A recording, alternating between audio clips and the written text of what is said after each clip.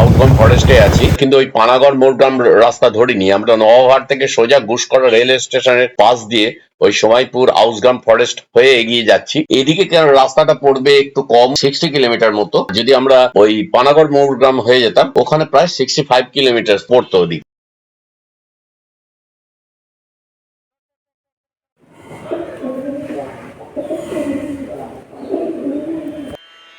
রেণু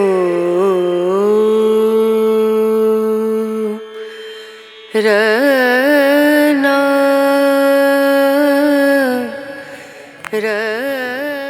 এখন বাজে 7টা 6, 5784.3। আমি ট্রিপ এটাকে এই 0 করে 128 আছে, এটা 0 করে নিচ্ছি। যে আজকে আমরা স্টার্ট করছি। এই যে অপর্ণাও যাচ্ছে আমার সঙ্গে, আমরা যাচ্ছি। চলো কোথায় দেখি। খুব দারুণ একটা জায়গা, একটা রাজবাড়িতে। বন্ধুরা, তোমরা দেখতেই পাচ্ছ আজকে ফুল হেলমেট পরিনি, কেননা গোপ্রোটা সঙ্গে নেই। প্রফেশনাল ফটোগ্রাফির ওপর আছে, তারা এখনো পর্যন্ত ব্যাটারি গুলো দিল। গতকাল রাতেই অ্যামাজনে 2টো ব্যাটারি আর একটা চার্জার অর্ডার করে দিলাম। 5300 টাকা নিচ্ছে। বলতে বলতে চলে এলাম নবাবহাটের রয়্যাল এনফিল্ড শোরুমের সামনে। এখানে তার কাটা গ্রুপের সদস্যরা সবাই অপেক্ষা করছে। সবাই এসে গেছে আমাদের। সাহিলের এক্সাম আছে শুনলাম এখানে এসে। তা ওই আমাদের লিডটা করে, সামনে থাকে সব থেকে আগে। যাই হোক, রাহুল এক্ষুনি ঢুকে যাবে। ও এলেই আমাদের জার্নি স্টার্ট করব। আজকে আমরা যাব কালিকাপুর রাজবাড়ি, আউসগ্রাম, বর্ধমান জেলায়। আজ অনেক কটা যাচ্ছে। পেছনে কেউ যাবে না। আজকে টেল করবে, কে করবে টেল? ঠিক আছে, সাধু টেল করবি। আজকে লিড কে করবে? গ্রুপ বাইক রাইডের কিছু রুলস থাকে, সেই রুলস গুলো মেনে না চললে অ্যাক্সিডেন্টের ভয়ও থাকে। রাহুলের গুরুগম্ভীর ইনস্ট্রাকশনের পর শুরু হলো আমাদের ফটো সেশন। তোমরা দেখতেই পাচ্ছ আজকে 11টা বাইক আছে, আর আছি আমরা বোধহয় 13-14 জন।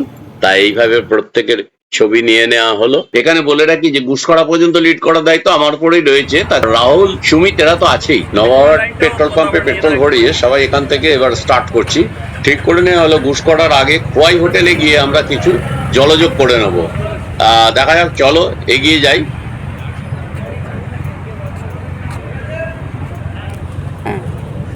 এই তালিত রেলগেট হলো বরাবরেরই বিড়ম্বনা। মানে এখানে কখন ট্রেন আসবে, কখন দাঁড়িয়ে যেতে হবে, বিরাট ভিড় হয়ে যায়। তবে শোনা যাচ্ছে যে যে জমিজট এখানটাতে ছিল সেটা নাকি কেটে যাচ্ছে। এখানে ফ্লাইওভার হবে, যেরকম আমরা ভেদিয়ার কাছে দেখেছি। ওই ফ্লাইওভার বোধহয় এই আগামী 2-1 বছরের মধ্যেই কমপ্লিট হয়ে যাবে। আর এই তালিতে এই ফ্লাইওভারটা কমপ্লিট হয়ে গেলে কলকাতা থেকেও যারা যাচ্ছেন নর্থ বেঙ্গলের দিকে খুব সুবিধে হবে। রাজনৈতিক দলের গাড়িটা আমাদের নয়।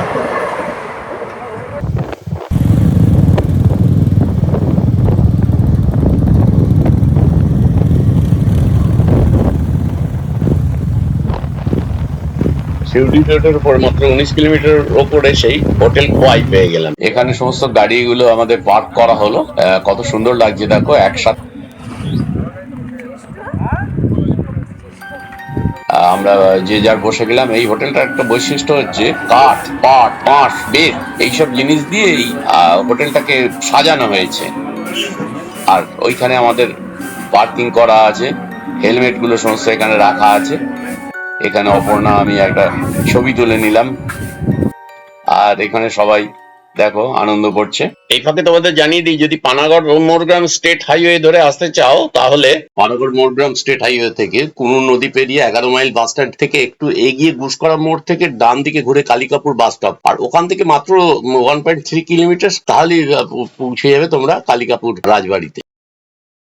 এখানে ব্রেকফাস্ট হলো, কিন্তু অপর্ণার সঙ্গে ওর খাবার নিয়ে এসেছিল, কেন ওর শ্রাবণ মাস, ও বাইরে কোথাও খায় না। ওর সঙ্গেই খাবার নিয়ে ঘোরে বাইরে কোথাও বেরোলে।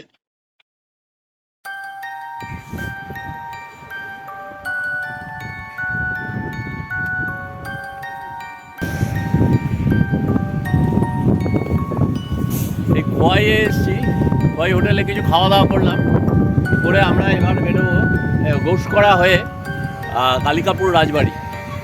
তা আমাদের সঙ্গে দেখো 11টা মোটর সাইকেল আছে, এই যে দিয়ে আমরা এখন বেরিয়ে পড়ছি। অপর্ণার সঙ্গে আছে। আজকের ওয়েদারটা দারুণ, খুব প্লেজেন্ট ওয়েদার। কখনো মেঘ, কখনো রোদ উঠছে, কিন্তু বৃষ্টি হচ্ছে না। এইরকম অনেক দিন পর আমরা দুজন এই তারকাটা গ্রুপের সঙ্গে বেরিয়ে পড়েছি।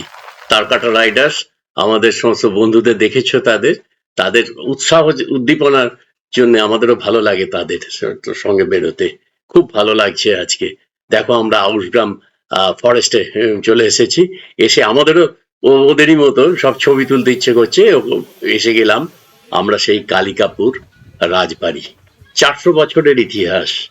400 বছর আগে পরমানন্দ রায়, যিনি বর্ধমান রাজার দেওয়ান ছিলেন, তিনি এখানে জায়গা কিনেছিলেন। তার বাড়ি পাশেই মৌখিরা গ্রাম, কিন্তু এখানে বিরাট জায়গা কিনে তিনি এখানে জমিদারি পত্তন করেছিলেন।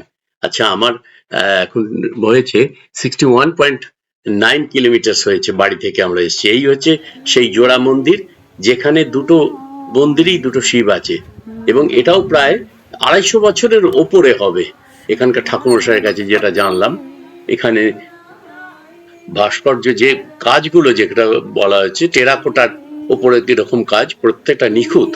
তখনকার দিনে দুদিকে দুটো শিব, দুটো মন্দিরেই এটাকে অপর্ণা এখানে দুটো মন্দিরেই গেছে, তার মধ্যে একটা মন্দিরের ছবি দেখছো তোমরা।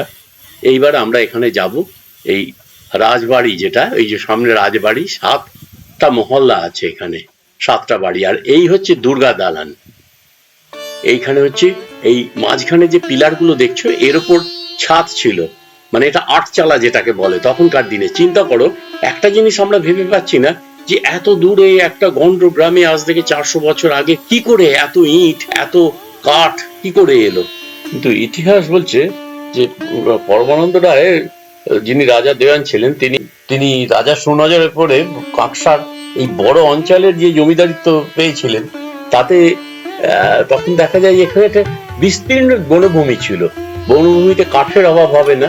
ইট ভাটা তখনকার দিনে তো কোনো ব্যাপার ছিল না, গ্রামীণ লেবার দিয়ে এখানে ইট ভাটাও তৈরি করে নেওয়া হয়েছিল, সম্ভবত এইভাবেই এখানে তৈরি হয়েছিল। তবু একটা আশ্চর্য হওয়া যায়, 7টা মহল্লা প্লাস এইটাই এত বড় স্ট্রাকচার। কিন্তু শিল্পী যারা এসেছিলেন, যারা কারিগর রাজমিস্ত্রি যারা এসেছিলেন, তাদের দক্ষতা দেখার মতো। প্রত্যেকটা কাজ আমরা দেখছি এত সুন্দর, খুব ভালো লাগছে। দুর্গা পুজো যেটা, এটা কিন্তু প্রত্যেকবার হয়। এই 7 ভাইয়ের যারা বংশধর আছেন, তারা আসেন দুর্গা পুজোর সময়, বাইরে সব থাকেন। এইটার মেনটেনেন্স হচ্ছে, এবং এখনো কিন্তু উপরে দোতলায় কাজ হচ্ছে। যে আমরা সাউন্ডটাকে একটু কমিয়ে রেখেছি। এক সময় এখানে কত ঝলমাল করতো, কত মানুষ আসতেন। হয়তো ইলেকট্রিকের আলো নয়, হয়তো হ্যাজাগের আলো, কিন্তু তত জমকালো, কত আনন্দ ছিল। আজকে যে একটা ম্রিয়মান, এখানে ঢুকতে 10 টাকার টিকিট লাগে। এখানে বলছে ছবি তোলা যাবে, ভিডিও করা যাবে না। এটা একটা সম্ভব? মোবাইলে ভিডিওর অপশন আছে, ছবির অপশন আছে। আসলে এটা ব্যাপারটা হচ্ছে, এটার জন্য এক্সট্রা হয়তো কোনো টাকা দিতে হতে পারে এই ব্যাপারটা। এই কালিকাপুর রাজবাড়ির ছবি তোমরা অনেকেই দেখেছো অনেক জায়গায়, নামে হয়তো চেনো না। এই বাড়িতে অনেক ছবি শুটিং হয়েছে। এর মধ্যে ধরো গয়নার বাক্স, গুপ্তধন রহস্য, এমনকি খণ্ডহর ছবি, যা মৃণাল সেন পরিচালনা করেছিলেন, সেটারও শুটিং হয়েছিল। সেখানে অভিনয় করেছিলেন নাসিরুদ্দিন শাহবানা আজমি। অনেক ইতিহাস লুকিয়ে আছে এই বাড়ির পেছনে। পুজোর কটা দিন সমস্ত মানুষ এখানে গ্রামে পুজো দেখতে আসেন। আগে মোষ বলি হতো শুনলাম, এখন হয় না, এখন ওই এমনি ছাগ বলি হয় 4 দিন। যাই হোক, আমরা এক ছবি তুললাম। আমাদের ওই একটাই কাজ, সৃষ্টি করে গেছেন একজন। আচ্ছা, আমরা চললাম এবার রাজবাড়ির উদ্দেশ্যে। এটা আমরা দুর্গা মন্দির দেখলাম, চলো রাজবাড়ির দিকে যাই। একটা ভগ্ন একটা দশা, কি অবস্থা, কি মানে খারাপ লাগছে যে একটা বাড়ি তিল তিল করে গড়ে উঠেছিল। মানুষের কত ঐশ্বর্য, কত অহংকার এই বাড়ির মধ্যে লুকিয়ে আছে, আজকে সব ধ্বংস হয়েছে। সব খুব লক্ষ্য করে তোমরা দেখো, ওই যে জানলায় একটা মূর্তি দেখা যাচ্ছে, ওটা কেউ কেউ বলে বসন্ত কুমারী। অ্যাকচুয়ালি রাজমিস্ত্রি, তারাও তো শিল্পী, তার শিল্পত্ব দেখিয়েছেন এখানে। জানলা আছে, একটা জানলাকে দেখে হয়তো বলেছেন যে আমি এইভাবে করি। এটা একটা আশ্চর্য, খুব সুন্দর লাগে এটা। আর দেখো চারিদিকে বন জঙ্গলে ঘিরে, একদম লতা পাতায় বাড়িকে শেষ করে দিয়েছে। মানে কোনো ছাদ বলে কিছু অবশিষ্ট নেই, সমস্ত ছাদের ভেঙে পড়ছে এবং প্রতিনিয়ত এটা ভাঙছে। এর উপরে উঠতে গেলে খুব সাবধানে উঠতে হয়। মানে এমন তোমরা দেখো, কোনো জানলা দরজা কিচ্ছু নেই, প্রত্যেকটা ছাদ ভেঙে গেছে। আর এগুলো সব চুনসুরকির গাঁথনি ছিল আগেকার দিনে যেমন হতো। আমার বাড়িও 100 বছর আগেকার বাড়ি, সেও চুনসুরকির গাঁথনি, চওড়া দেওয়াল। কিন্তু দেখো রাজমিস্ত্রিদের কাজ কি তখনকার দিনে কি সুন্দর ভাবে ফুটিয়ে তুলেছে তারা, প্লাস্টারের ওপরেও এত উঁচুতে এইভাবে ভাড়া বেঁধে তারা উঠেছে। সিঁড়িগুলো দেখো খুব সংকীর্ণ, আগে সিঁড়ি বা এগুলোতে বেশি নজর দেওয়া হতো না। সিঁড়ি সরু হওয়ার আরো একটা কারণ হচ্ছে মানে শত্রু মানে দল বেঁধে যাতে ওপরে না উঠতে পারে। আগেকার দিনে ডাকাতির ব্যাপারগুলো থাকতো তো।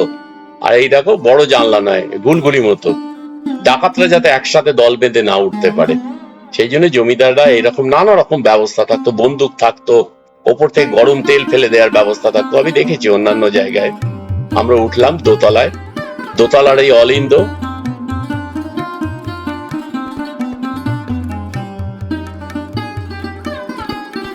এখান থেকে দূরে পুকুর দেখা যাবে যেটা পুষ্করিণী। আর এখানে দেখো ছাদ, এই ছাদে একদম যাওয়া যাবে না।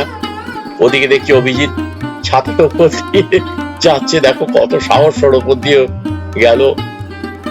খুব মানে উৎসাহ আছে ওর তবেতেই। পুকুর যেটা বলছিলাম, দেখো এটা রাজবাড়ির নিজস্ব পুকুর, মানে একদম বাড়ির লাগোয়া এখানে। আর প্রত্যেকটা ছাদ এর জড়া জীর্ণ, মানে ভেঙে পড়ে গেছে। এ বাড়ি আর কিছুই হবে না, তবু মানুষজন আসে, ইতিহাসের খোঁজে আসে, কিন্তু মানুষ সেভাবে বলতে পারে না। কেউ গল্প বলে নানা রকম। আচ্ছা, আমরা এখানে ছবি তুলে নিলাম। কালিকাপুর রাজবাড়ির আমরা উপরে আছি, একদম উপরে, পুরো ধ্বংসাবশেষ। তোমরা দেখো এই দিকগুলো সমস্ত ভেঙে গেছে। কালিকাপুরে এসে বসন্ত কুমারীর সাথে নতুন ভাবে পরিচয় হলো। এখান থেকে খালি ভিউটা দেখুন, পুরো গ্রাম দেখা যাচ্ছে। মানে এদিকে পুরো দুর্গাপুর থেকে মাত্র 32 কিলোমিটার দূরে এই কালিকাপুরের রাজবাড়ি। এটা কাঁকসার জঙ্গলে, কাঁকসার আউশ গ্রামে কাঁকসা। এখানে মৌখিরার অরিজিনাল বাসিন্দা পরমানন্দ রায়। ওখানে অজয় নদীর জলেতে হয়তো ওখানে কোনো ক্ষতিগ্রস্ত হতো, উনি জায়গা পাচ্ছিলেন না। যা শোনা যায় ইতিহাস বলছে যে এখানে বিরাট জায়গা নিয়ে 7টি বাড়ি তৈরি করেন। 7 ভাইয়ের 7টি বাড়ি, প্রত্যেকটা আলাদা আলাদা, কিন্তু এদের এই পুজো মণ্ডপ যেটা দেখালাম ওইটা একই। কালিকাপুরের এই রাজবাড়ির দুর্গাপুজোকে 7 ভাইয়ের পুজোও বলা হয়।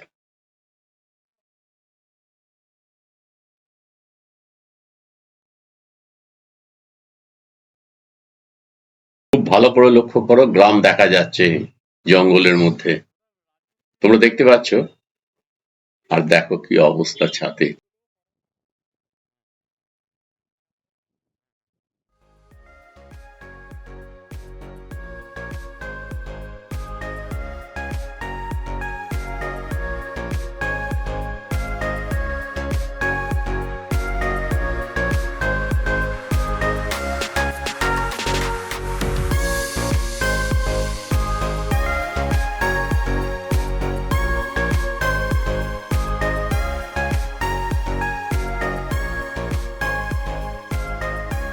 আমার এই তারকাটা রাইডার্স গ্রুপের বন্ধুদের আনন্দ দেখেছো তো, এদের আনন্দ উচ্ছ্বাস, এই এনার্জি, এই জন্যই তো এদের সঙ্গে একসঙ্গে আসা। আর এই যে হচ্ছে লাল দিঘি, এটাও একটা পুকুর রাজবাড়ির পাশেই একদম, আর রাজাদেরই। আর এখানে পানীয় জলের জায়গা আছে এটা। আর এই সামনে একটা মন্দির দেখছো, এটা বেশি দিনে নয়, 30-40 বছর হয়েছে। আর এই যে একটা বাড়ি, রাজা বাঁদিকে একটা সাদা বাড়ি যেটা দেখা যাচ্ছিল, ওটা নতুন হয়েছে, ওটা রাজাদেরই বংশধরদের। আর প্রত্যেকটা পুকুরে একটা ব্যাপার, এই ঘাট, আগেকার দিনে যেমন ঘাট ছিল, ঘাট, আর এখানে এগুলো ভেঙে গিয়েছিল, এগুলো সমস্ত রিপেয়ার হচ্ছে। এনাদের এখান থেকে শুটিং যেগুলো হয়, শুটিং এর কিছু টাকা পয়সা ওঠে সেখান থেকে, প্লাস এনাদেরও তো অর্থনৈতিক ভালো, দারুণ স্ট্রং, সেইখান থেকে এই মেনটেনেন্স কিছুটা হয়। পুরো যেগুলো ভেঙে গেছে এগুলো করা যাচ্ছে না, কিন্তু বাদ বাকি এগুলো চারিদিকে হচ্ছে। আমাদের রাইডার্সরা দেখো এখানে এখন গাছের তলায় বসে আছে। আর এই যে সামনেটাও রিপেয়ার হচ্ছে, দুর্গা মণ্ডপের সামনেটাতে, দূরেও দেখো আরো পুকুর দেখা যাচ্ছে। এবার আমরা এখান থেকে বেরিয়ে নীলকুঠি, এখানে নীল চাষ হতো এই এলাকায়, এখানে নীলকররা এখানে থাকতো, অনেক অত্যাচার করতো। তো আমরা সবাই এখানটাতে একটু দাঁড়ালাম এসে। ইতিহাসের ব্যাপারে যারা আগ্রহী তারা অবশ্যই এই নীল সাহেবের ওটা দেখে আসতে পারো। আমরা রাস্তায় এসে এখন দাঁড়িয়ে আছি একটা ব্যাপারে, আমাদের একজনের ওই একটু প্রবলেম হয়েছে বাইকের, তখন আমাদের সবাইকে দাঁড়াতে হয় বাইকে একসঙ্গে রাইড করলে, একসাথে গেলে কারোর কোনো প্রবলেম হলে সব একসঙ্গে দাঁড়িয়ে যায়। আমরা দাঁড়িয়ে আছি, যদিও বর্ধমান বেশি দূরে নেই। তারকাটা গ্রুপের সদস্যরা এরকমই, অকারণে তারা হাসছে, নাচছে, আনন্দ করছে, একদম নির্মল আনন্দ। আমি তো সারাক্ষণ ওদের সঙ্গে থাকছি। রবীন্দ্রনাথের ভাষায় বলতে হয় এরা অকারণে চঞ্চল। সত্যি এদের সঙ্গে থাকলে বয়সটাও অনেক কমে যায়। তারপর আমরা বেরিয়ে পড়লাম, আর এদিকে ঝমঝম বৃষ্টি। ভাগ্যিস টপ বক্সটা পেছনে ছিল, তাতে আমাদের ওয়াটারপ্রুফ ছিল, যা ছিল সমস্ত নিয়েই বৃষ্টি দিয়ে আনন্দ করতে করতে অ্যাকচুয়ালি তারকাটা গ্রুপের সঙ্গে গিয়ে আমাদেরও মাথার তার কেটে গেছে। তা আমরাও সেই খ্যাপামি শুরু করেছি। দেখো তোমরা, এইভাবেই আজকের দিনটা বেশ আনন্দের সঙ্গে কাটছে। এখনো বর্ধমান বাকি আছে আরো 10 কিলোমিটারের মতো, কিন্তু আমরা এখন রাস্তাতে ভিজছি। ভিজছি মানে ওয়াটারপ্রুফ পরে বাড়ি ফিরলাম। 123 কিলোমিটার হলো, 2:18 বাজলো। অ্যাকচুয়ালি 2:15 মধ্যেই বাড়ি ঢুকে গেছি। যদি স্টাইল রাইডার আর এই তারকাটা গ্রুপের আনন্দ উচ্ছ্বাস তোমাদের ভালো লাগে, প্লিজ তোমরা আরো সাবস্ক্রাইব করে দিও এই চ্যানেলটা।